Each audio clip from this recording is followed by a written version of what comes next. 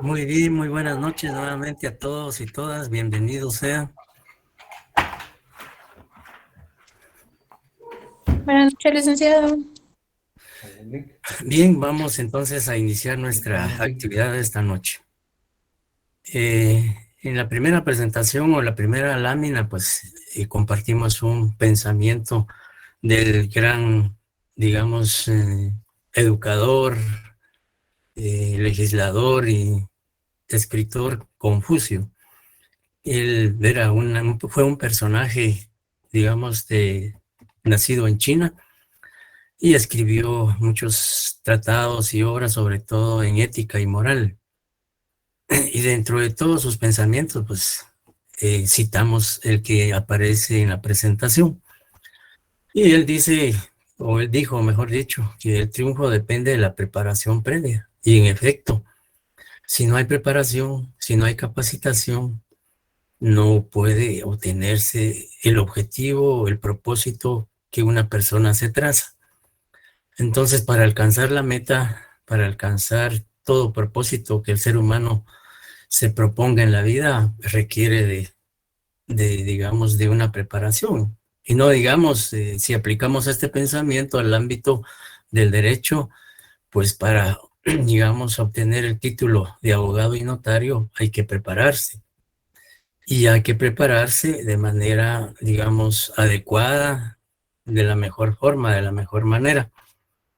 Y esa preparación, pues, obviamente es previa, como dice el pensamiento, dado que para llegar a obtener el título de abogado y notario es menester haber cursado las asignaturas contenidas en el currículum, haber aprobado las mismas y, por supuesto, haber aprobado el examen técnico profesional y la tesis correspondiente. Todo ello, pues, es una etapa, es un proceso que implica adquirir los conocimientos teóricos y prácticos para llegar posteriormente a la carrera o obtener el título de abogado y notario. De manera que también el pensamiento señala que si no hay preparación, si no hay capacitación y si no se asume con seriedad y responsabilidad, en este caso el estudio, pues obviamente los resultados no van a ser los esperados. Pueden existir, digamos, fracasos debido pues a el poco interés o la poca dedicación, la poca disciplina que se le puede impregnar a la actividad que uno realiza. Entonces, citamos el pensamiento para que nos llame a la reflexión y nos permita, digamos, asimilarlo de la mejor manera. Pues bien, entonces hoy iniciamos el segundo punto del programa que se refiere a el proceso penal. Definitivamente no se puede juzgar a una persona a quien se le atribuye la comisión de un hecho delictivo de otra forma, a través de otros medios, arbitrarios o ilegales. Digamos, el Estado no puede realizar el jus puniendi del cual está investido contra una persona, contra un sujeto, si no es a través del proceso penal. Entonces, el proceso penal es el instrumento, es el medio pertinente, idóneo o adecuado para someter a investigación, a juzgamiento y posterior sanción o condena al sindicado. No hay otro medio. Definitivamente cualquier otro medio que se utilice para juzgar a una persona sería, digamos, inconstitucional, sería ilegal. Precisamente por eso es que existe un cuerpo normativo, en este caso el Código Procesal Penal, que regula, que establece todos los mecanismos, todas las incidencias, todas las actuaciones que deben observarse, deben cumplirse y deben respetarse en el desarrollo de un proceso penal.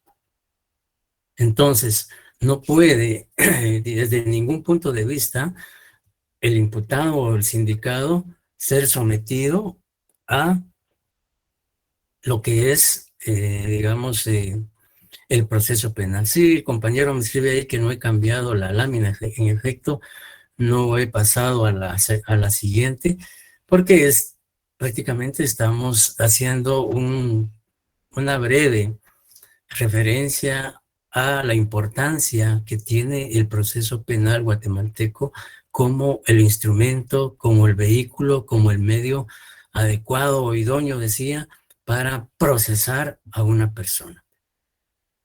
Indudablemente que todos ustedes tienen una noción de lo que es un proceso penal, porque es un tema que cotidianamente escucha uno en medios de comunicación. Es muy frecuente escuchar o en la televisión ver las noticias que diariamente presenciamos, en donde dice se inició proceso penal contra determinada persona por X delito. En ese sentido, entonces, todos obviamente tenemos una idea, aunque sea muy breve, muy, digamos, simple, de lo que es el proceso penal. De manera que si yo le pregunto a Dulce Ramos qué es el proceso penal, ¿cuál sería su respuesta? Buenas noches, licenciado. Buenas Pues noches. para mí el derecho penal, me dijo, ¿verdad? El proceso penal.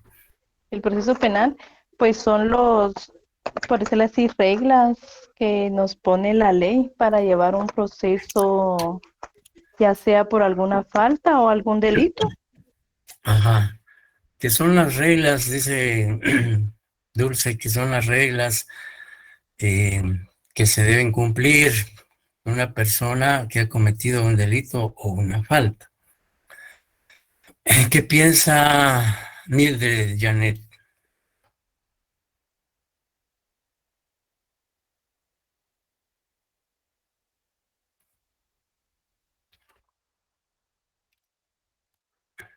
Hugo Alfredo, Suset dice son los pasos a seguir. Pasos a seguir. Suset García dice que el proceso son los pasos a seguir. Sí, licenciado, mencionó mi nombre. Sí, Hugo Alfredo. Sí, sí, mucho gusto, licenciado, buenas noches. Gracias igualmente. Pues yo considero que como Sucelia. es un proceso, ¿verdad? Es una serie de pasos ordenados, concatenados, con el objeto de averiguar, de la averiguación de la verdad de un caso, Ajá, para, teniendo como objetivo dictar una sentencia. Esa es ajá, mi definición, licenciado. ajá. Ujú. Sí, en efecto, como usted dice, es un conjunto de etapas, de fases concatenadas, coordinadas, etcétera, precisamente para averiguar la verdad. Ese es uno de los fines del proceso penal, la averiguación de la verdad y en su momento, pues, emitir la sentencia correspondiente. Henry Estuardo nos dice que es un conjunto de pasos que se debe seguir para definir si una persona ha cometido un hecho delictivo. Kevin Omar dice que es una serie de pasos durante una falta o delito. Bien, como podemos apreciar de los, digamos, criterios o pensamientos que ustedes han planteado, pues se deduce, se evidencia que sí tenemos la noción de lo que es un proceso penal.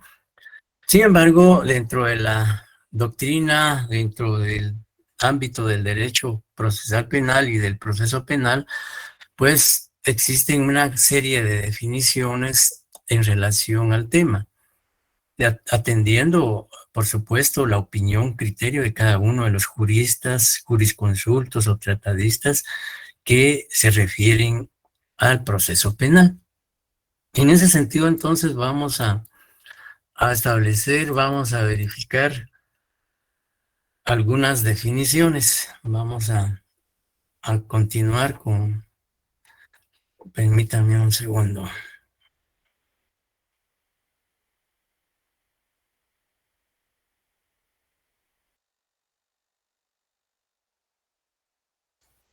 Un inconveniente aquí para seguir con la siguiente presentación. Un momentito.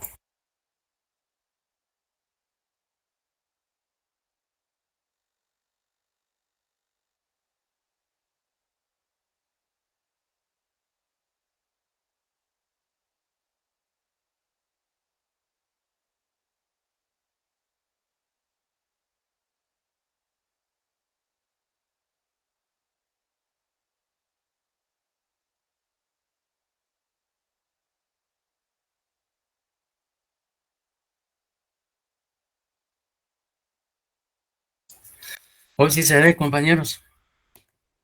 Sí, licenciado. Sí, licenciado. Bien.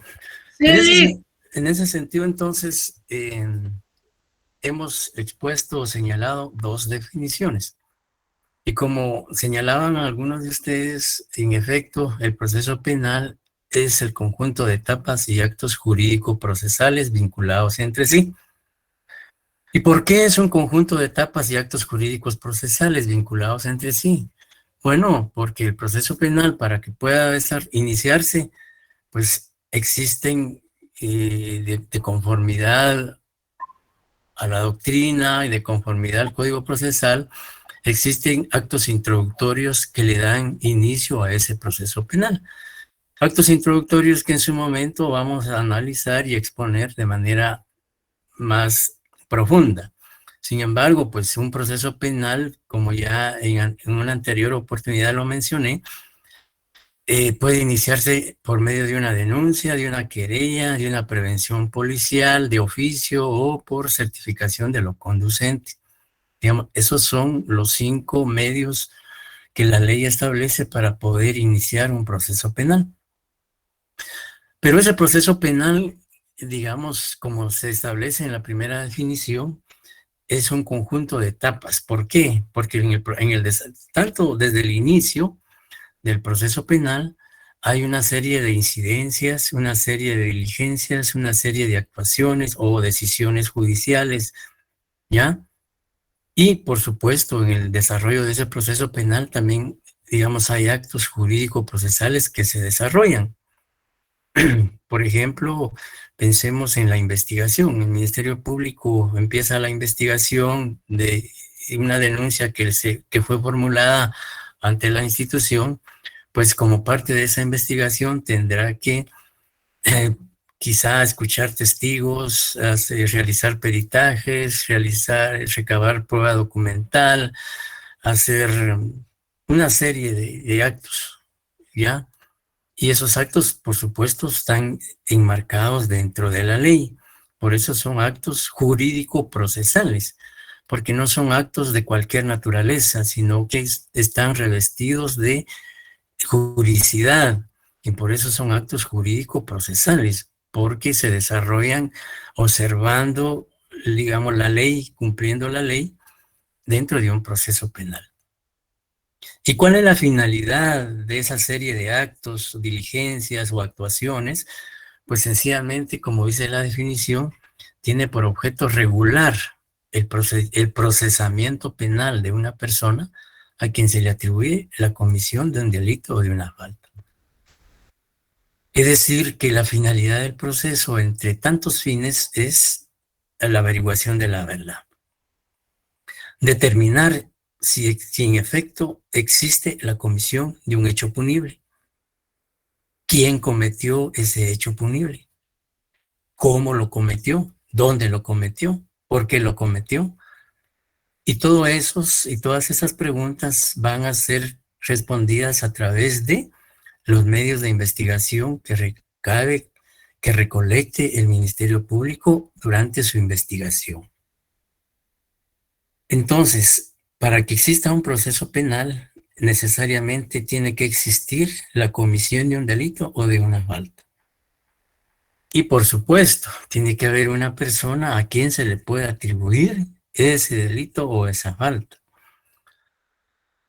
Entonces, de acuerdo a la segunda definición, dice ese procedimiento jurídico mediante el cual el Estado, a través de los órganos competentes, hace efectivo la aplicación del derecho penal sustantivo contra la persona a quien se le imputa la comisión de un delito o falta.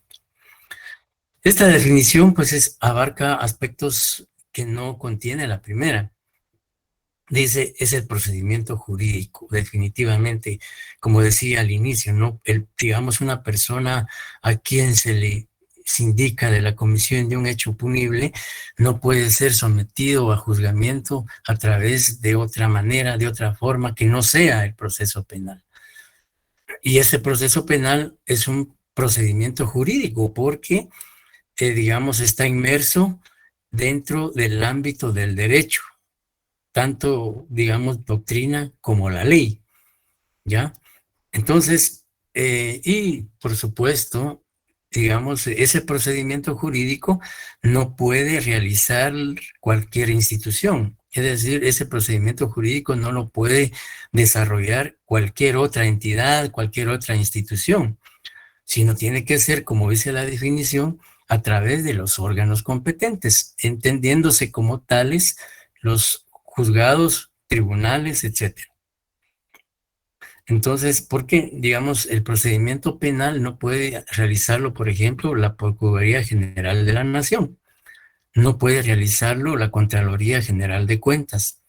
No puede realizarlo el Instituto Nacional de Ciencia Forense, por ejemplo. Sí participan, por supuesto, y se les da intervención si es que el delito o así se estima pertinente. Pero en sí, el desarrollo de ese proceso penal está bajo la responsabilidad de uno de los órganos, por ejemplo, los tribunales, Ministerio Público, etcétera. ¿Sí me están escuchando bien? Sí, Sí, licenciado. Sí, licenciado. Gracias. Bien. Entonces, ¿y cuál es la finalidad de ese procedimiento jurídico? Pues como señala la definición, hacer efectivo, materializar, concretizar el derecho penal sustantivo.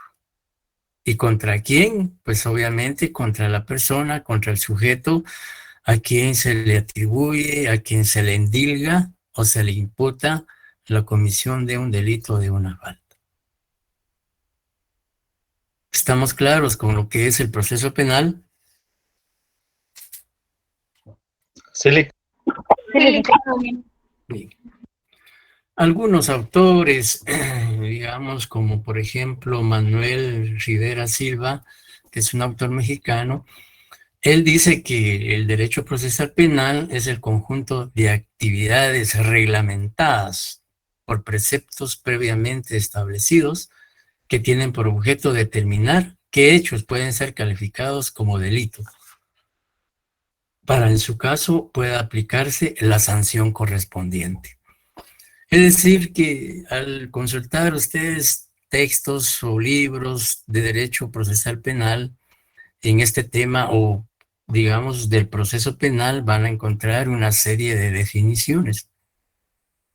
Pero siempre la mayor parte de tratadistas o la mayor parte de juristas se enfocan en señalar que obviamente son serie de etapas, actuaciones o diligencias desarrolladas por órganos jurisdiccionales para juzgar, para investigar, juzgar y sancionar a una persona. Esa es la finalidad. Y vamos a ver más adelantito, en un momentito, cuáles son los fines del proceso penal de conformidad al Código Procesal Penal. Pues bien, entonces ya hemos expuesto lo que es las definiciones y hoy pues nos corresponde ya ver lo relativo a lo que es, digamos, ya señalamos aquí vamos a ver lo que corresponde ahora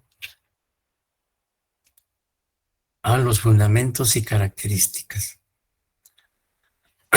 Bien, al igual que el derecho procesal penal, el fundamento del derecho penal lo encontramos en las leyes, ¿ya? Y dijimos que las leyes básicamente se refieren al ordenamiento jurídico de un Estado que, digamos, en su conjunto regulan o establecen precisamente la aplicación de las leyes, ¿ya? Y en este caso, la aplicación del derecho penal, derecho procesal penal, a través de la Constitución, del Código Penal, del Código Procesal Penal, etcétera, etcétera. Es decir, todas las leyes que tengan relación con el tema, es decir, con el derecho procesal penal, y leyes penales especiales, etcétera.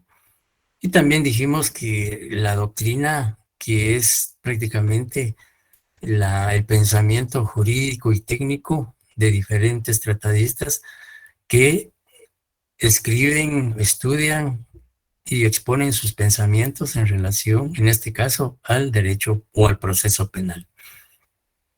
También la jurisprudencia, y ya el día anterior señalamos lo que es o que debemos entender por jurisprudencia. Y también aquí podemos citar los tratados y convenios internacionales en materia penal que el Estado ha aceptado, ha firmado y ha ratificado. Entonces, el fundamento del proceso penal, pues, son estas tres circunstancias que señalamos. El proceso penal también tiene características, y una de ellas, como lo señalamos en la presentación, es el conjunto de actos regulados por la ley procesal. Por supuesto, en el proceso penal, en el desarrollo del proceso penal, se van a realizar una cantidad de diligencias, de actuaciones y también resoluciones emitidas por el juez. Por eso, el conjunto de actos regulados por la ley procesal. Es decir, por ejemplo, un acto en el desarrollo del proceso penal, un acto puede ser la solicitud de detención del imputado, ¿ya? Que, digamos, el Ministerio Público, luego de la investigación que realiza, logra recolectar medios de investigación que vinculen al imputado con el hecho delictivo. Por ejemplo, testigos presenciales, documentos, peritajes, prueba material, científica, etcétera. Entonces el Ministerio Público le solicita al juez la orden de aprehensión del sindicado. Ese es un acto procesal que está regulado en la ley, tanto en la Constitución, en el artículo 6 de la Constitución, como en el artículo 257 del Código Procesal Penal, que hablan de la detención, que más adelante vamos a ver. Pero, por ejemplo, el 6, si ustedes ven el 6 de la Constitución, si alguien le puede dar lectura, por favor, al artículo 6 o 6 de la Constitución, solo para tener una idea y que después se va a analizar lo que es la aprehensión o detención del sindicado.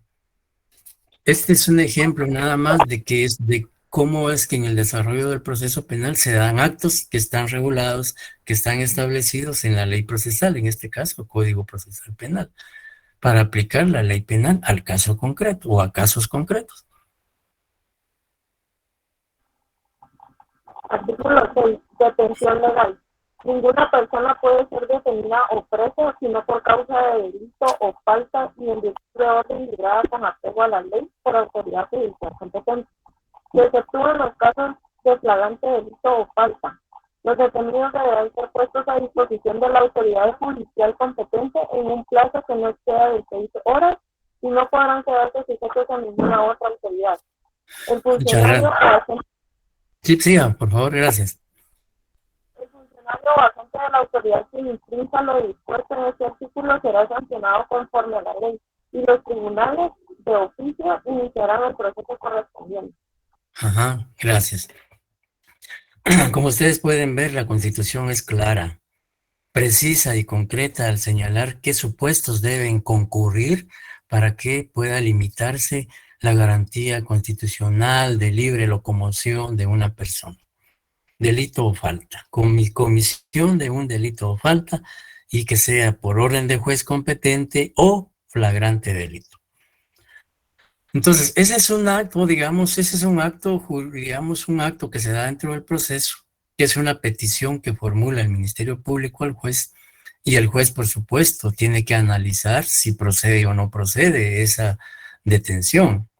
Si él considera que los medios de investigación presentados por el Ministerio Público son convincentes, suficientes, y que sí hacen creer o presumir la participación y responsabilidad penal del imputado en el hecho punible, pues tendrá que decretar la detención. Y esa detención, pues, por supuesto, está regulada en la ley. Veamos así rápidamente el artículo 257 del Código Procesal Penal. Dice, aprehensión dice. La policía deberá aprehender a quien sorprenda en delito flagrante. Se entiende que hay flagrancia cuando la persona es sorprendida en el momento mismo de cometer el delito.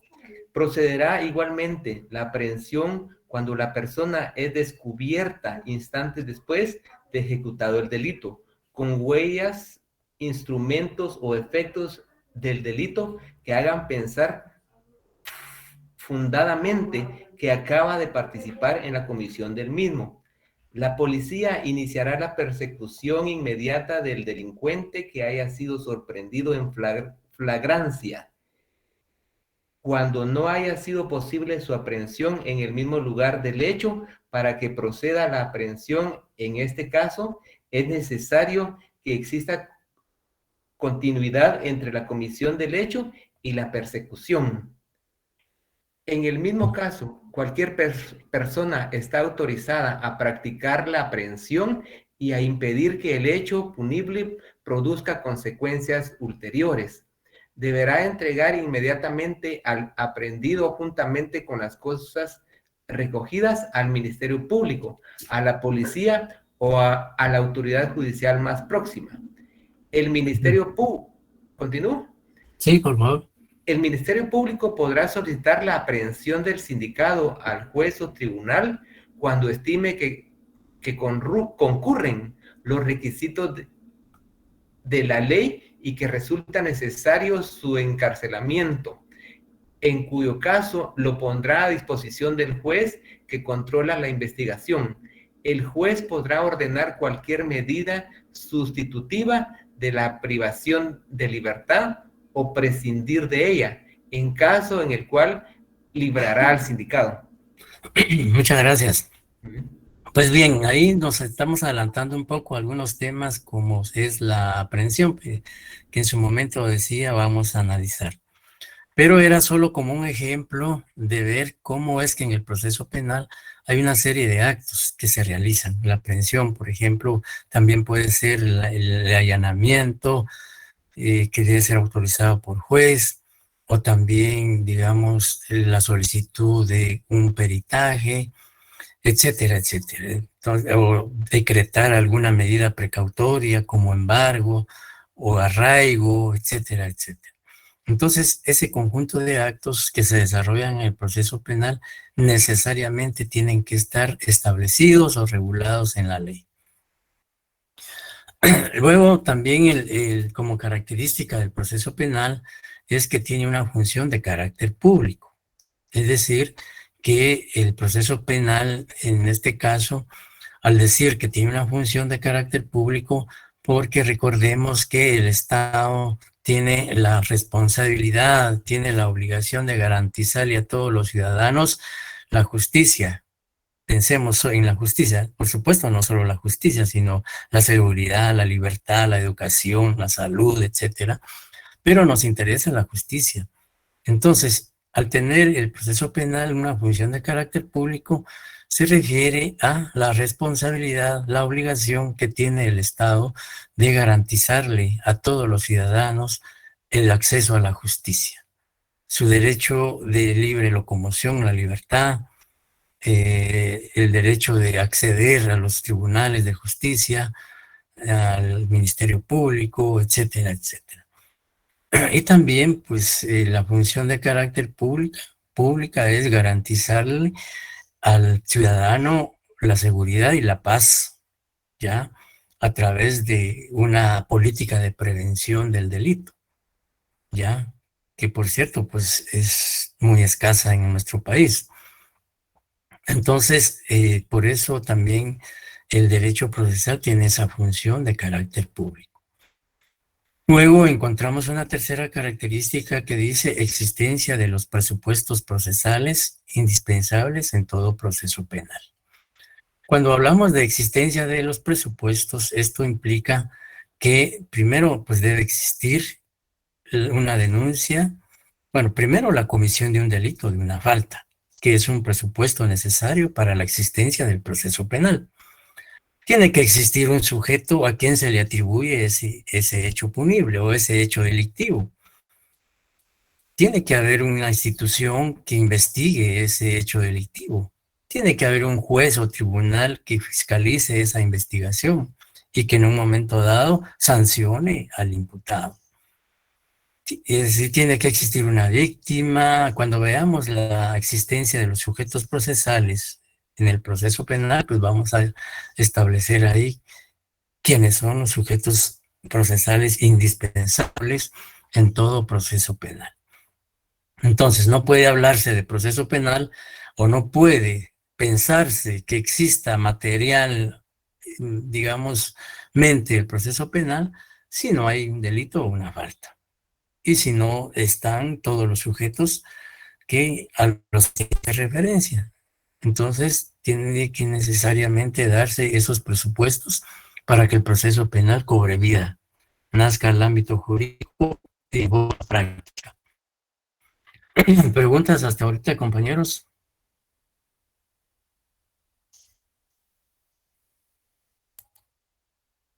¿Tenemos preguntas? No, licenciado, está todo claro, gracias. Por mi lado está todo claro, licenciado. Muchas gracias. Bueno, muy bien, entonces pasemos al proceso penal. Antes de la reforma del año 2011, que sufrió el Código Procesal Penal, que has tenido varias reformas, se hablaba de principios generales y principios especiales. Hoy, pues ya, digamos, prácticamente los principios a raíz de la reforma del artículo 109 del Código Procesal Penal, ya el proceso penal en su mayor parte es oral, ¿ya? Entonces, todos los principios prácticamente tienen aplicación desde el inicio del proceso penal hasta el final. Y se decía anteriormente que los principios específicos básicamente eran la oralidad, la publicidad, la inmediación, la continuidad, la concentración, y que estos se aplicaban generalmente o solo en el debate oral y público. Pero hoy en día no, pues como les decía, con la reforma del artículo 109, que dice que todas las actuaciones del proceso penal son verbales, son orales. Y si quieren, para ratificar eso, pues alguien le puede dar lectura al artículo 109.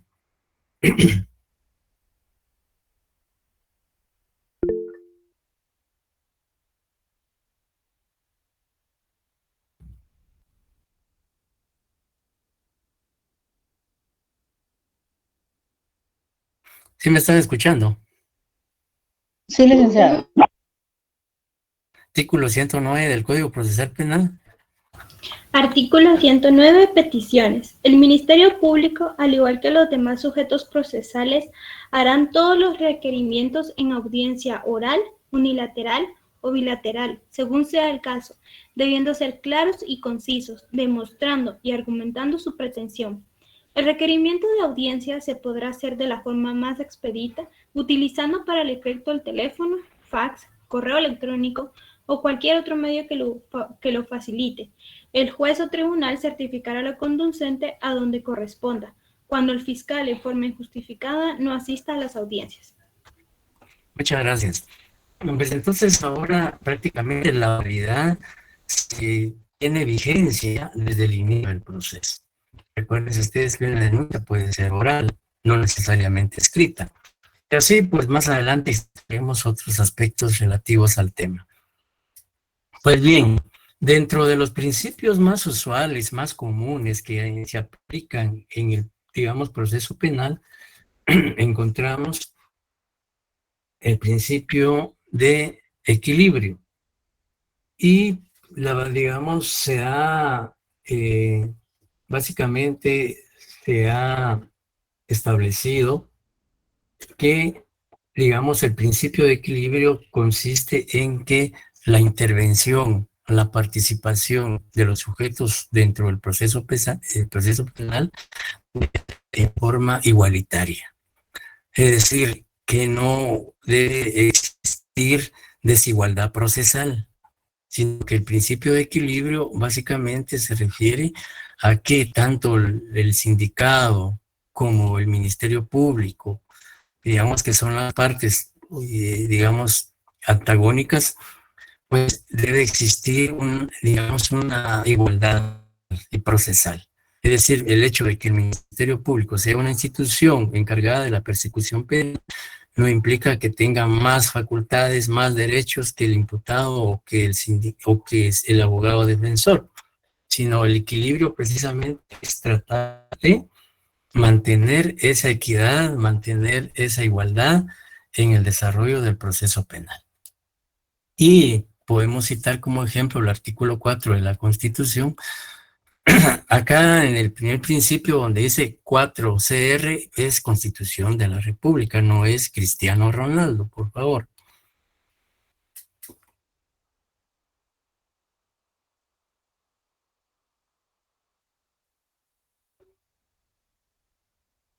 Sí, escucho el artículo 4. En Guatemala todo. Libertad e igualdad. En Guatemala todos los seres humanos son libres e iguales en dignidad y derechos. El hombre y la mujer, cualquiera que sea su estado civil, tiene iguales oportunidades y responsabilidades. Ninguna persona puede ser sometida a servidumbre ni a otra condición que menoscabe su dignidad. Los seres humanos deben guardar conducta fraternal entre sí. Muy bien. Y también en cuanto al gracias, Dulce, en relación al principio de equilibrio también se dice que el proceso penal trata de equilibrar el interés particular con el interés social. Ya, entonces, digamos, por eso también se dice que es el principio de equilibrio, porque a través del proceso penal se trata de que exista una, digamos, igualdad, digamos, un equilibrio entre el interés particular y el interés social. Y también en el artículo 21 del Código Procesal Penal encontramos este principio. Pues no lo regula así como principio, pero a la lectura del artículo podemos evidenciar que se refiere a esa igualdad, a ese equilibrio. Si alguien rápidamente le puede dar lectura al artículo 21. Artículo 21. Igualdad en el proceso. Quienes se encuentren sometidos a proceso gozarán de las garantías y derechos que la Constitución y las leyes establecen, sin discriminación. Bien, y también, digamos, este principio podríamos decir que lo encontramos en el artículo 8, numeral 2, de la Convención Americana sobre Derechos Humanos. Si alguien la tuviera a la mano, pues me gustaría que le dieran lectura a ese artículo que habla de las garantías judiciales. Si no, pues ustedes pueden consultar la Convención Americana sobre Derechos Humanos, el artículo 8, en donde se desarrollan las garantías. Sí, David Coronado, diga. Tengo acá el artículo 8, numeral 2. Sí, Toda persona inculpada de delito tiene derecho a que se presuma su inocencia, mientras no se establezca legalmente su culpabilidad.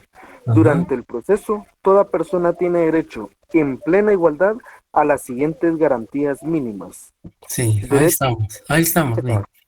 Y como pueden ver, la lectura que hizo Luis David de la Convención Americana sobre Derechos Humanos también se refiere que en todo proceso penal debe haber igualdad. No debe haber preferencias, prerrogativas hacia ninguna de las partes. Los mismos derechos, las mismas responsabilidades, las mismas obligaciones. Bien, el principio de, vamos así con, digamos, en línea horizontal. El principio de celeridad. El principio de celeridad, básicamente lo que implica, Gerardo Sánchez, no sé si quería decir algo.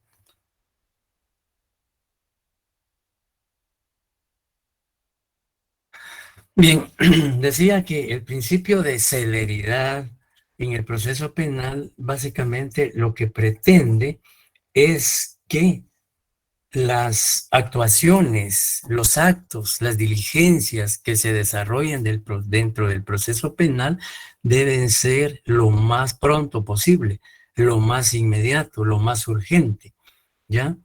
Es decir, que las acciones, actos y diligencias dentro del proceso penal deben practicarse, deben diligenciarse inmediatamente, en el momento, en el acto, lo más pronto posible, ¿ya?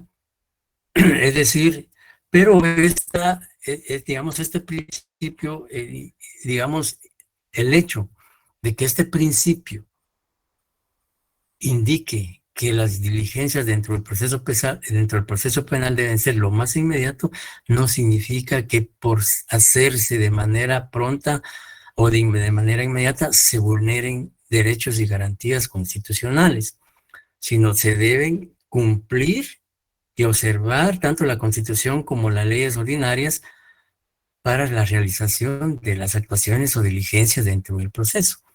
Es decir, que por el hecho de que se haga inmediatamente, se van a obviar requisitos o formalidades del Código Procesal Penal. Por ejemplo, si el Ministerio Público le requiere al juez una diligencia de allanamiento porque cree que en el interior de una residencia se encuentra oculto o evadiendo su responsabilidad penal el sindicado, pues le pide al juez una orden de registro e inspección de ese inmueble, con el objeto de establecer y determinar si el sindicado en efecto se encuentra en ese lugar. Pero ese allanamiento debe el juez resolverlo lo más pronto posible, ya, si es posible en horas, porque el peligro puede que si se demora o hay tardanza en la emisión de esa orden, pues puede darse el caso que cuando se practique ya no esté el imputado en el interior de esa residencia, porque puede haber fuga de información, etcétera, etcétera. Entonces, y también el hecho de que el juez autorice ese allanamiento inmediatamente no significa que no se cumpla con los requisitos de que debe practicarse no antes de las 6 de la mañana ni después de las 18 horas. Entonces, eso es importante, que el hecho de que las diligencias se practiquen inmediatamente no significa que no deban cumplirse las formalidades, los requisitos que establece el Código Procesal Penal de la diligencia o actuación que se va a realizar o practicar. En el artículo 87, pues en el artículo 6 y 9 de la Constitución encontramos ejemplos del principio de celeridad en el artículo 87, que es lo relativo al allanamiento o la inspección. Por ejemplo, también, otro ejemplo que podemos citar en la celeridad es la atención del imputado. El Ministerio Público solicita al juez la orden de aprehensión, pues el juez debe analizarla, estudiarla, si procede o no procede. Y si procede, pues debe emitir la orden inmediatamente. Pero eso no significa que el juez, al ordenar la detención del sindicado, no cumpla con los requisitos del artículo 6 del 257 del Código Procesal Penal. ¿Estamos claros con el principio de sencillez, de celeridad? Buenas noches, Sí, licenciado. Por ejemplo, cuando el ciudadano ya se encuentra detenido y está en algún centro de detención y está esperando juicio y pasa más de un año, ahí no se vulnera este principio. Pues fíjense que, si quiere, digamos, la idea es que, digamos, el proceso penal sea lo más práctico, lo más rápido, lo más sencillo, precisamente para que la justicia, como dice la Constitución, sea pronta y cumplida. Sin embargo, en la práctica no ocurre así, por diferentes factores. Esto que usted plantea, puede ser que ese proceso penal de 1 o 2 años o más, porque así es en la realidad, por diferentes situaciones. Una, porque muchas veces los mismos sujetos procesales hacen que ese proceso penal sea tardío o se demore más del tiempo previsto en la ley. ¿Por qué? Porque durante el desarrollo del proceso penal ellos pueden plantear o formular cualquier petición, siempre y cuando esté dentro de la ley. ¿Ya? Entonces esas incidencias, dice Dailin, que en Guatemala es normal que pasen años para tener INF, como lo que decía. Puede darse también por responsabilidad de los sujetos procesales que intervienen en el proceso, porque plantean una serie de situaciones, por ejemplo, recursos, recusaciones, actividades procesales defectuosas. O sea, la ley permite que los sujetos procesales puedan plantear cualquier, digamos, petición Y entonces muchas veces todas esas peticiones o incidencias que se dan dentro del proceso hacen que éste sea tardío, por un lado. Y por otro lado, también, como dice Dair en su lema, los jueces no se presentan. Y también es cierto, puede ser que los jueces, el fiscal o el abogado defensor o la defensa pública, como dice Gerardo, por ejemplo, imaginémonos un ejemplo, el juez, el Ministerio Público solicitó la práctica de una diligencia, pero el juez por alguna razón no pudo realizarla el día y hora que se señaló, o bien porque el imputado no presentó o el abogado defensor no está. Entonces esa audiencia no se puede realizar. Entonces el juez tendrá que posponerla, ver su agenda, qué día está disponible, qué hora, etcétera. Por un lado, o puede darse el caso también de que no llegue el fiscal porque tenga que atender otra diligencia, o se enferme, presente excusa, etcétera. Igual el defensor, que el defensor no llegue porque tiene que atender otro asunto, sobre todo si son defensores públicos, que tienen que atender una serie de casos. A veces dice la policía o el imputado, imagínense que es una audiencia donde tiene que estar presente el imputado y el sistema penitenciario no llevó al imputado a la audiencia. Entonces hay una serie de factores, una serie de incidencias que provocan que un proceso penal, que los plazos dentro del proceso penal no se observen, no se cumplan. Entonces, y lo que decía la compañera, una persona, digamos, puede estar detenida. Hay casos en los cuales una persona está detenida más del tiempo establecido, pero la ley ha regulado algo al respecto. Por ejemplo, una persona que hay muchos casos en la actualidad en donde comenzaron hace 3 años, sobre todo los casos de alto impacto contra, digamos, más que todo relacionados con corrupción de funcionarios públicos, en donde hasta ahorita pues hay algunos que ya están terminando, que están en la fase de debate, pero que ya tienen, ya haberse iniciado como 3 o 4 años. Entonces la pregunta decía la compañera, ¿qué pasa si la persona está detenida? Pues en la ley, previendo todas estas circunstancias, el legislador, en el artículo 268, si lo podemos consultar para aclarar dudas, en el artículo 268 está la solución a ese problema, a uno de esos problemas. Si alguien le puede dar lectura al artículo 268.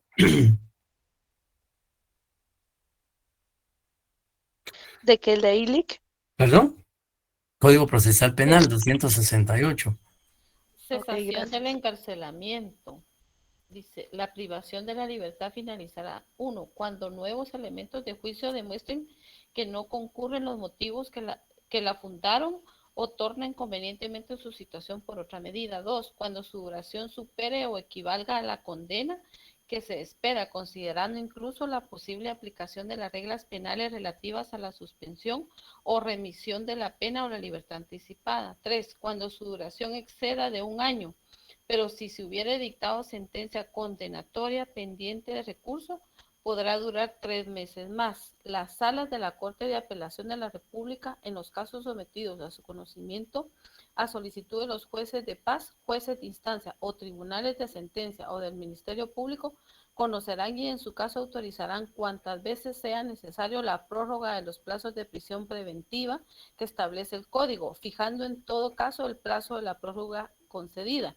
En ningún proceso sometido a la competencia de los juzgados de paz, la prórroga a que se refiere el presente artículo se podrá otorgar por más de 2 veces. En los procesos en que se hubiere dictado sentencia condenatoria, la prisión preventiva podrá prolongarse durante la tramitación y resolución del recurso de apelación especial.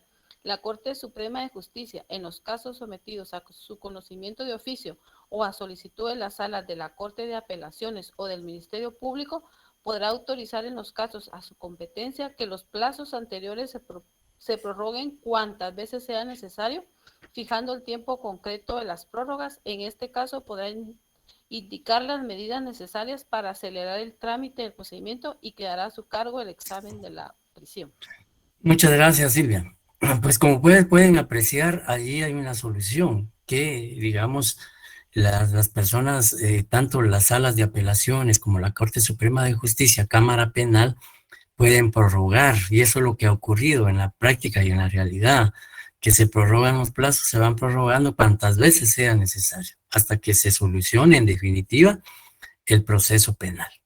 Entonces ahí el legislador, previendo que durante el desarrollo de un proceso penal pueden darse una serie de incidencias que retrasen los plazos, pues estableció esa norma para que no haya ni responsabilidad del juez, del Ministerio Público, en que una persona permanezca detenida más del tiempo establecido.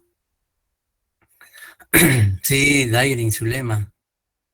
Buenas noches, licenciado. Buenas Y noches. una pregunta, por ejemplo, en los casos en los que a veces pasan años que tengan su audiencia de primera declaración, luego tienen su audiencia, pasa el tiempo, llegan al debate final y cuando les dan sentencia, a veces como que les dan una pena, por ejemplo, ¿qué le digo yo? De 7 años y ya han pasado ahí 10 años. Entonces, en ese caso, ¿qué es lo que hacen? Porque uno creería que no, pero es muy común de que a Sí, veces les y dan es una cierto, pena y ellos pasan más tiempo del del que les dan. contemplado en el delito.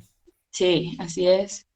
No, y eso es cierto, han ocurrido varias situaciones en las cuales el delito, pónganle que el delito o la pena máxima sea de 7 años, 8, 10, y la persona ya lleva, pónganle más de 10 años o estando en prisión. Pues en esos casos, si la ley rebasa, digamos, si la pena que tiene asignada el delito ya ha sido rebasada por el tiempo de privación de libertad del imputado, pues ahí podría plantearse alguna acción para solicitar la libertad del imputado, del sindicado, ¿ya? A través de una exhibición personal, o bien podría ser plantearle al juez haciendo la operación matemática correspondiente y decirle, mire, ya ha pasado tanto tiempo. O imaginémonos que, como ha pasado en la práctica, de que se dicta sentencia y la pena que se le impone, pues ya es menor a la que él tiene. En esos casos, pues ordenar inmediatamente la libertad, ¿ya? Debido a que ya rebasó la pena impuesta por el tiempo que tiene, está privado de libertad. Edgar Pineda. Licenciado y compañeros, buenas noches. Buenas noches. Respecto, licenciado, a lo que decía la compañera anteriormente, me surge una duda. Por ejemplo, usted ya expuso ahí sí que valga la redundancia el ejemplo. Una persona que sale libre, pero se excedieron ese tiempo, ¿puede demandar, por ejemplo, al Estado por daños o prejuicios por todo ese tiempo que estuvo presa? O, por ejemplo, así como estos casos de alto impacto que fueron absueltos y no se les comprobó nada ni se llegó a una sentencia, ¿puede la persona demandar, por ejemplo, al Estado? Mi pregunta, Sí. gracias.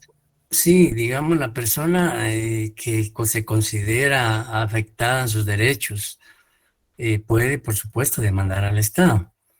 Y la pregunta o lo que uno se cuestiona es qué tan éxito tendrá esa, digamos, esa acción que él pueda ejercer contra el Estado. El compañero ahí señalaba el artículo 424 de una detención irregular, o sea, pueden cometerse una serie de hechos delictivos, ¿ya? Pero precisamente, como decía el compañero, sí, si la persona considera que sufrió algún deterioro o menoscabo a sus derechos que la Constitución le señala, pues, digamos, puede demandar al Estado por daños y perjuicios y al Estado y a las instituciones que él estime pertinentes. Que vaya a tener éxito o no esa demanda contra el Estado o esa denuncia contra el Estado, pues eso ya es otro tema, pero sí puede hacerlo. Bien, Entonces, hablábamos de lo relativo a la celeridad del proceso penal, pero también el proceso penal, aparte de que las actuaciones deben ser inmediatas, pues también se dice que el proceso penal debe ser sencillo, práctico, sin mayores obstáculos para que se cumpla la justicia penal. Y el principio de sencillez se refiere a esas circunstancias, que dentro del proceso penal, el principio de sencillez lo que busca, lo que pretende es que dentro del proceso penal, las acciones, los actos y diligencias dentro del proceso penal deben ser simples, deben ser sencillas, deben ser prácticas, sin formalismos extremos, ¿ya? Sino que debe facilitarse al sujeto procesal, digamos, cualquier petición, cualquier, digamos, planteamiento que él formule dentro del proceso penal no debe estar revestido de excesivo formalismo o rigorismo, sino que debe ser lo más práctico y lo más sencillo. Por ejemplo, en el artículo 297, que habla de la denuncia, dice que la denuncia se puede presentar oralmente o por escrito, ¿ya? Sin embargo, la sencillez tampoco significa que no se cumplan los requisitos de la diligencia que se va a plantear o se va a formular ante el juez o ante el Ministerio Público. Por ejemplo, la denuncia por escrito no le dice a usted que tiene que ser en papel membretado, que tenga que ser auxiliada por abogado, que tenga que...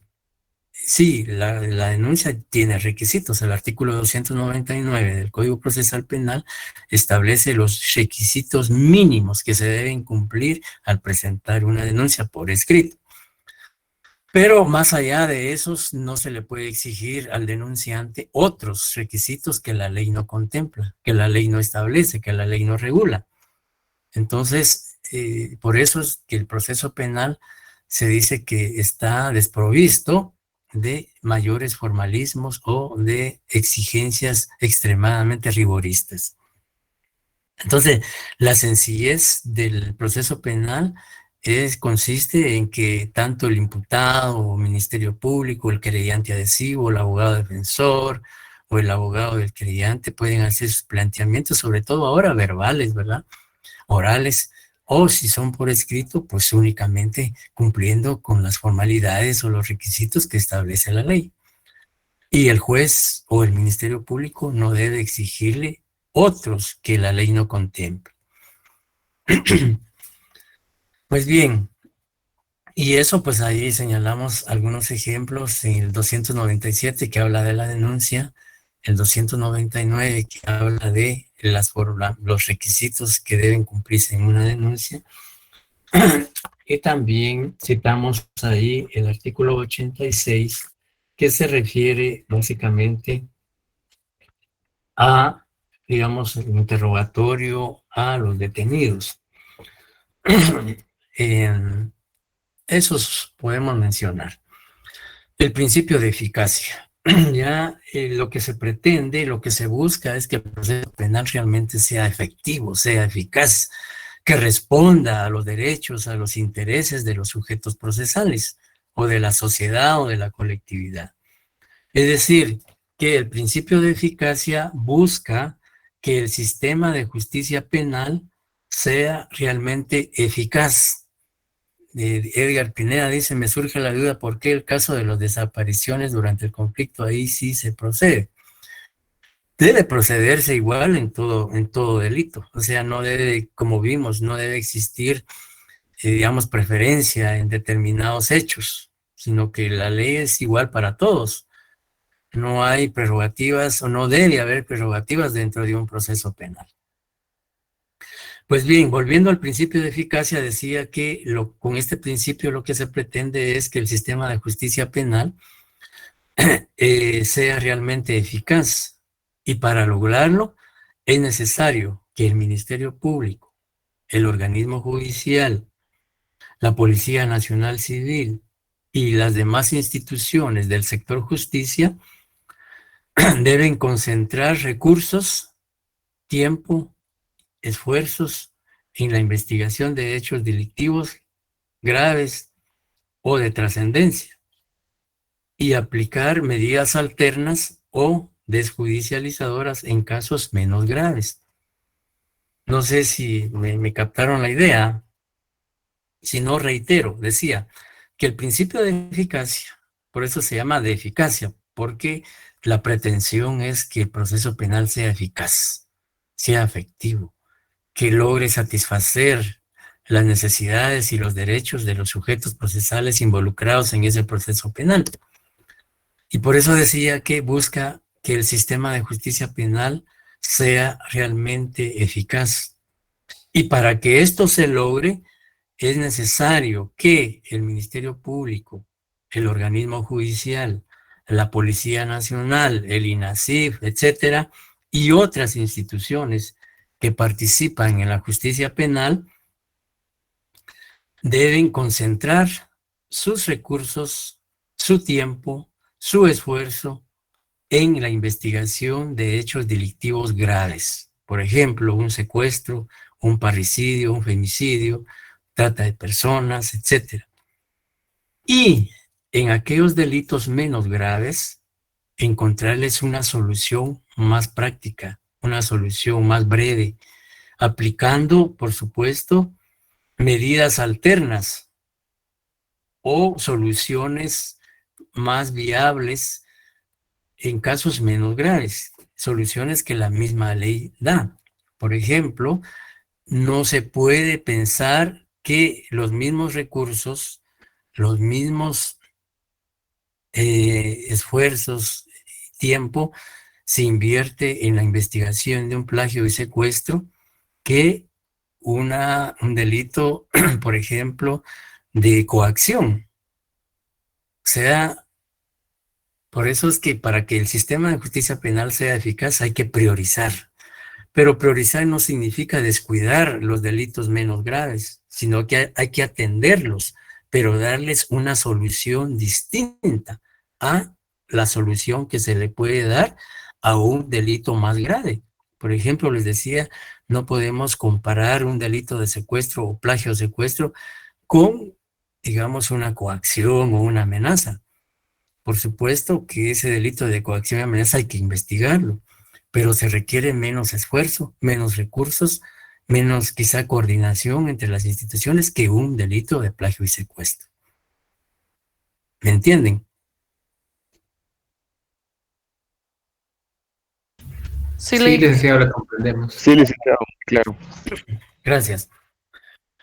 Entonces, a eso se refiere, que digamos, no pueden concentrarse esfuerzos de igual manera que investigando un femicidio, que digamos el robo de una bicicleta, por ejemplo. Entonces, sí, por supuesto, para el propietario de la bicicleta, ese hecho para él es el más grave, es el más importante, porque imaginémonos que la bicicleta sea su medio de transporte para su trabajo. Para él ese delito es el mayor de gravedad.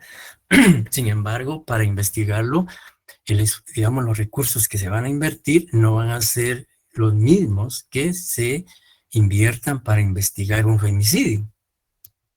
Entonces, por eso se pretende que a través de la eficacia las instituciones deben priorizar. El principio de favor rey, conocido también por indubio por reo o a favor del reo. El principio de favor rey, más que todo, se refiere a que dentro del proceso penal, digamos, cuando dentro del proceso penal exista una duda razonable sobre la participación y responsabilidad penal del sindicado, el Ministerio Público, el juez o tribunal deben resolver en favor de él. Por eso se llama principio de favor rey, o en favor del reo, o en favor del sindicado. ¿Ya? Y, digamos, este principio se caracteriza porque si existe duda de la participación, de la responsabilidad penal del sindicado en el hecho delictivo, pues tanto el Ministerio Público como el juez o tribunal deben resolver a favor de este. Ahí sí que aplicando la presunción de inocencia, el debido proceso, una tutela judicial efectiva, etcétera, porque realmente se establece o se determina que no hay, digamos, no se tiene la certeza, la seguridad de que el imputado haya participado en la comisión del hecho delictivo. Entonces, prácticamente, digamos, se le debe favorecer. Ya, o sea, este principio busca, más que todo, tanto el Ministerio Público como los jueces deben favorecer al imputado cuando realmente, no obstante existir medios de investigación, no lo vinculan, no lo relacionan con el hecho delictivo. Y el Ministerio Público, la investigación debe ser objetiva, debe ser imparcial. No solo debe buscar medios de investigación en contra del sindicado, sino también a su favor. Y eso lo establece el artículo 290 del Código Procesal Penal. Si alguien le puede dar lectura al artículo 290 del Código Procesal Penal, por favor.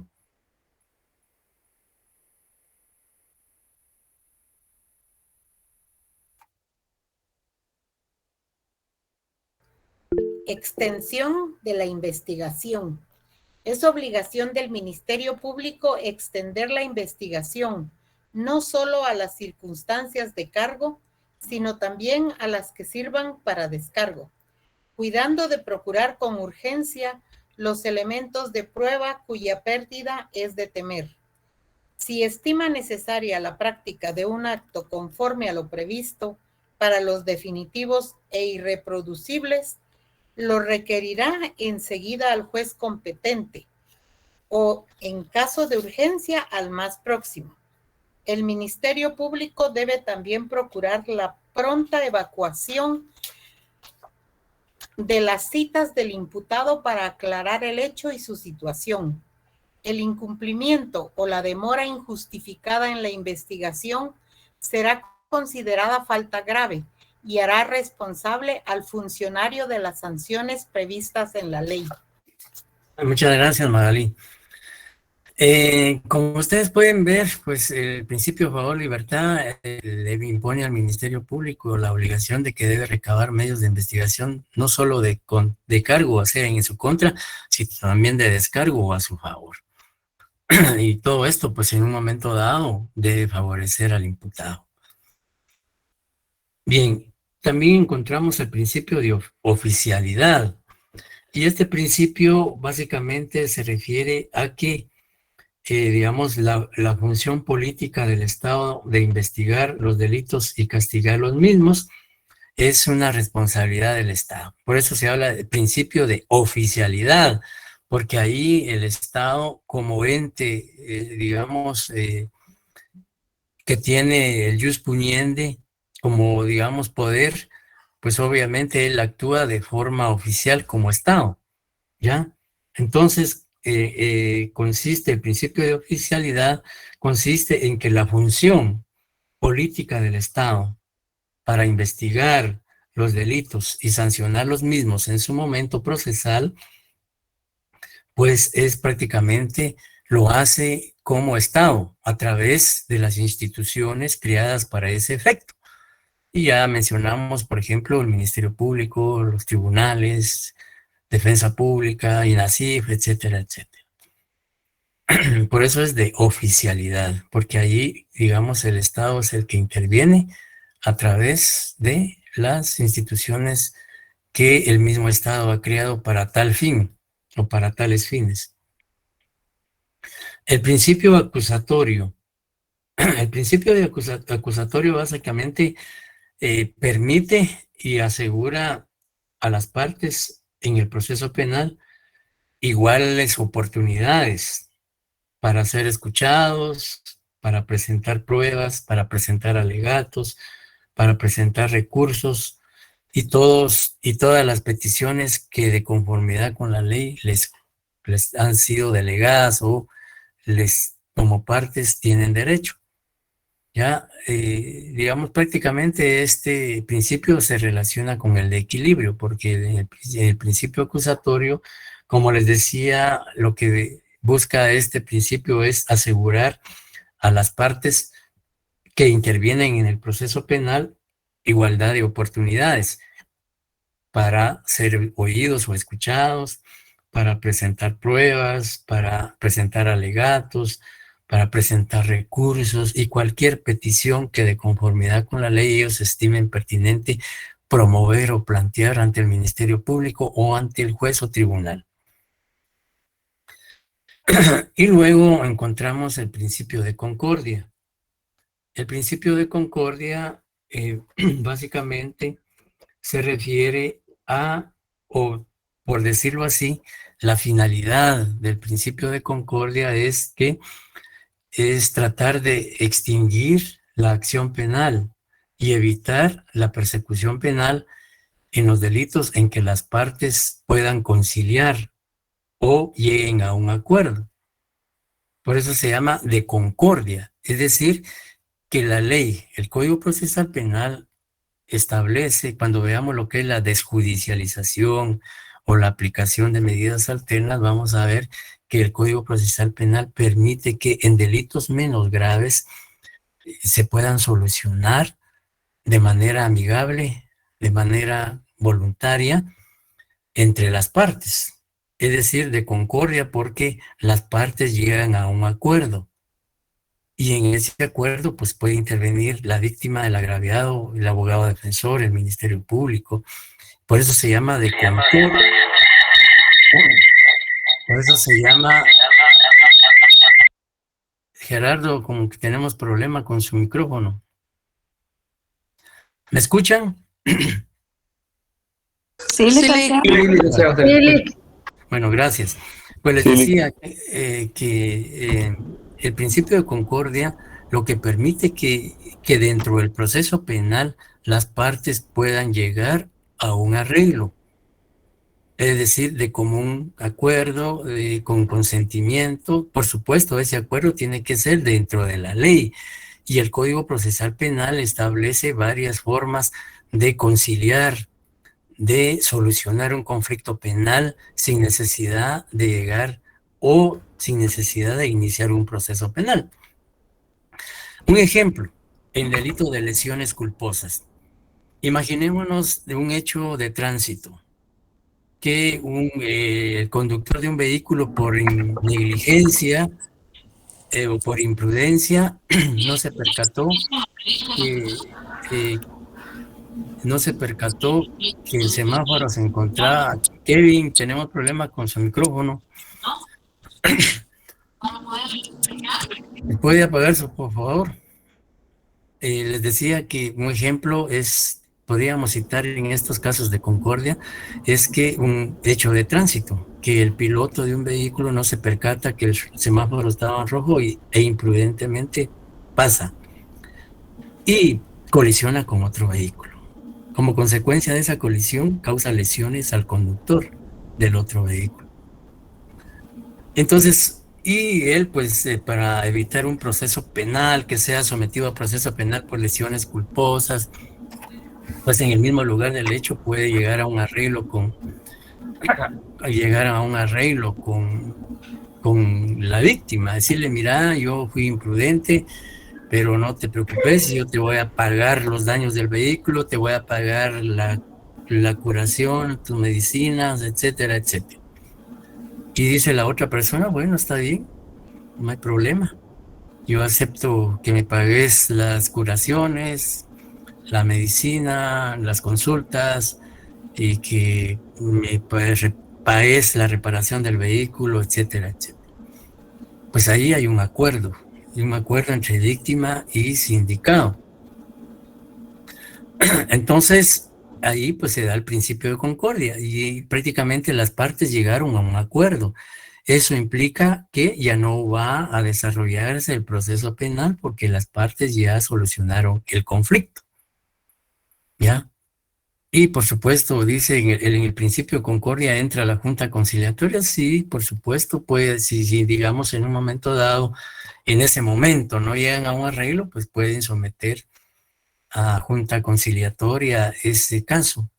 Y como vamos a ver nosotros más adelante, el artículo 25, en adelante, 25, 26 y 27, hablan de las medidas desjudicializadoras o de las medidas alternas que puedan provocarse en delitos menos graves, como los culposos. Pudiera ser también en un delito de amenaza, en donde una persona, digamos, por ira, por cólera, amenace a otra y luego se arrepienta y llega con la víctima y dice, mira, disculpa, realmente fue un momento de ira, de coraje, pero realmente disculpa, ya no vuelve a ocurrir, etcétera. Y el otro amenazado puede decir, bueno, está bien, no te preocupes, espero que no vuelva a darse esta situación. Entonces ahí están llegando a un arreglo de manera civilizada, de manera sensata y dentro del marco legal.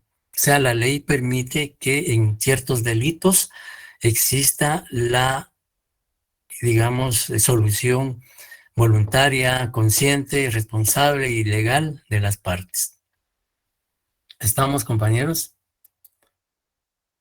Sí, licenciado.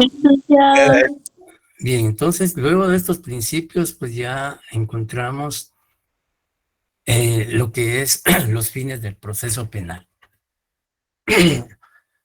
Los fines del proceso penal encontramos tanto en la doctrina como los legales. Y los principios, los fines del proceso penal, de acuerdo a la ley, lo encontramos concretamente en el artículo 5, que vamos a leer en un momentito. De acuerdo a la doctrina, los fines del proceso penal se dividen en generales. Y dentro de los generales encontramos la justicia, la seguridad jurídica y el bien común. Pues obviamente cuando hablamos de justicia, dentro del proceso penal, lo que las partes o sujetos procesales pretenden es que a cada quien la ley le dé lo que le corresponde. Es decir, que se aplique la justicia tanto para la víctima como para el sindicado. Que el juez aplique esa justicia de manera objetiva, de manera imparcial, sujeto o sometido únicamente a la Constitución y a las leyes del país.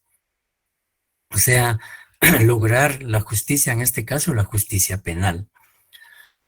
Y luego también encontramos la seguridad jurídica. Y la seguridad jurídica concretamente puede señalarse que es, digamos, la certeza que tiene el ciudadano, pero en este caso la certeza que tienen los sujetos procesales que esa justicia se va a aplicar de conformidad con la ley. Es decir, la seguridad jurídica es la confianza, la credibilidad que tienen los sujetos procesales que intervienen en ese proceso penal, de que la confianza y seguridad en los funcionarios que están aplicando esa justicia y en las instituciones que velan por la aplicación de esa justicia. Esa es la seguridad jurídica. Y el bien común, por supuesto, el proceso penal también busca el bien común, la satisfacción de ese derecho afectado como consecuencia de este hecho punible a la víctima. Y, por supuesto, al sindicado hacerse acreedor de la sanción correspondiente por la infracción al Código Penal, a un tipo penal. Y dentro de los específicos encontramos la investigación de la verdad material histórica del hecho. Cuando hablamos de una investigación de la verdad material o histórica del hecho, es decir, el Ministerio Público, con el auxilio de la Policía Nacional, en la investigación de ese hecho punible, tiene que establecer cómo ocurrió el hecho, por qué ocurrió, dónde ocurrió, quién lo cometió, por qué lo cometió. Es decir, todos los aspectos de forma, modo y lugar y tiempo. ¿Ya? Es decir, qué circunstancias obligaron al sindicado a cometer ese hecho delictivo. Por ejemplo, un femicidio, formularse las hipótesis de si fue pasional, si fue por celos, si fue por, digamos, venganza, etcétera, ¿ya? ¿Qué motivó al imputado a cometer el hecho delictivo? Es decir, la verdad material e histórica, es decir, todas las circunstancias pertinentes que, digamos, implicaron la comisión de ese hecho delictivo. los móviles que motivaron al sindicado a cometer el mismo. Es decir, una investigación profunda, una investigación exhaustiva a efecto de determinar la comisión del delito, la persona que lo cometió y todas las demás circunstancias de tiempo, modo y lugar. Luego, la individualización de la personalidad del justiciable. Cuando hablamos de justiciable nos referimos al sindicado, al imputado. Es decir, individualización de la personalidad del justiciable. También en este caso debe hacerse un estudio psicológico, un estudio psiquiátrico, un estudio socioeconómico del sindicado, en este caso del justiciable. Cuando hablamos de justiciable, estamos haciendo referencia al sindicado, al imputado. Es decir, si el imputado emocionalmente estaba en el uso de sus facultades mentales y volitivas al momento de cometer el hecho delictivo, tenía alguna alteración psíquica o emocional que lo motivó a incurrir en esa conducta delictiva, y su personalidad, etcétera, etcétera. En cuanto a los fines legales o los fines del proceso penal, de acuerdo al artículo 5 del Código Procesal Penal, por favor, que alguien le dé lectura al artículo 5. Artículo 5. Fines del proceso. El proceso penal tiene por objeto la averiguación de un hecho señalado como delito o falta y de las circunstancias en que pudo ser cometido, el establecimiento de la posible participación del sindicado, el pronunciamiento de la sentencia respectiva y la ejecución de la misma. La víctima o el agraviado y el imputado, como sujetos procesales, tienen derecho a la tutela judicial efectiva. El procedimiento, por aplicación del principio del debido proceso, debe responder a las legítimas pretensiones de ambos. Muchas gracias. Como pueden ver ustedes, el Código Procesal Penal claramente establece los presupuestos que persigue el proceso penal desde el punto de vista legal. Y haciendo quizá una reiteración del artículo, dice, el proceso penal tiene por objeto, 1, la averiguación de un hecho señalado como delito o falta.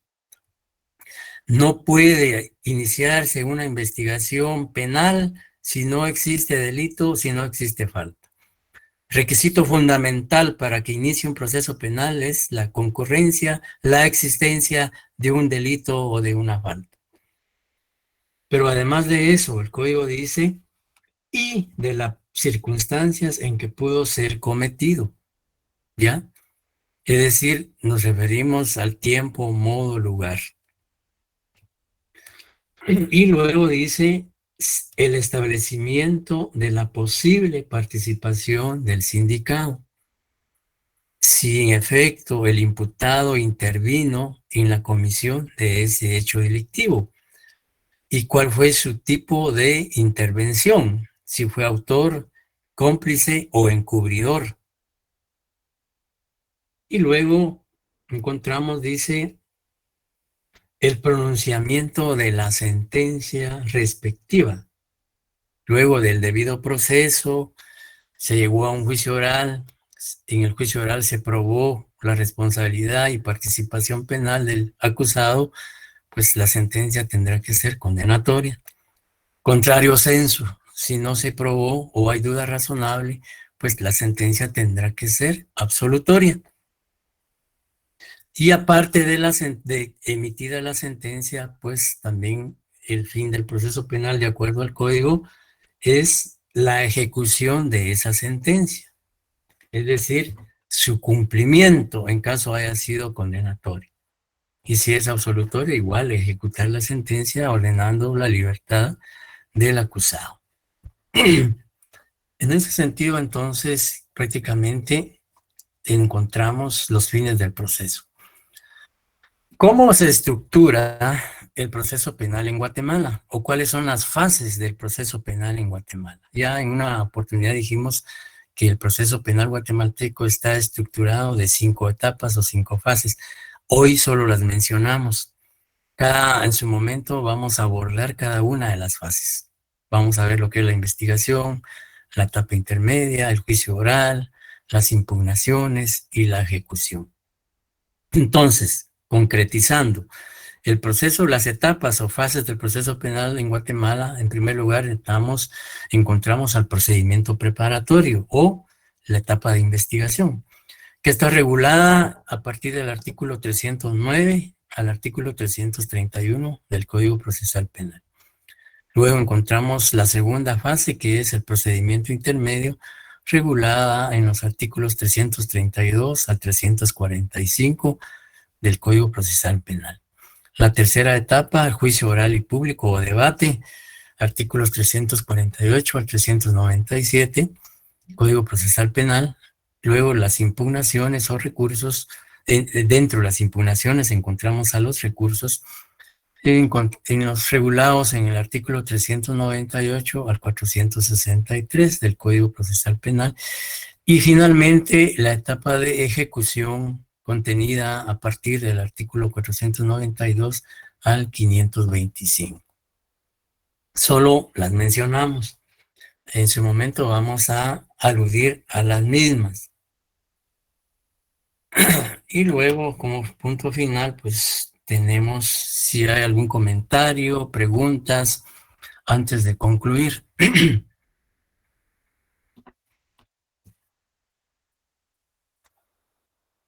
¿Alguna pregunta, compañeros?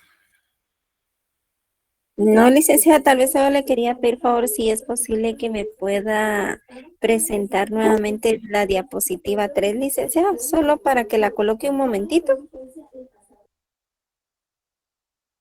¿Se ve? Sí, licenciada, muchas gracias. Pues bien, compañeros, entonces si no hay ninguna duda, ni comentario, ni reclamo o reproche, pues damos por concluida la sesión de esta noche. Licenciado, Sí. disculpe, solo así rapidito, es que yo creo que en ese momento tuve un problema con el internet. No escuché el principio acusatorio. Ahorita regresamos. Disculpe.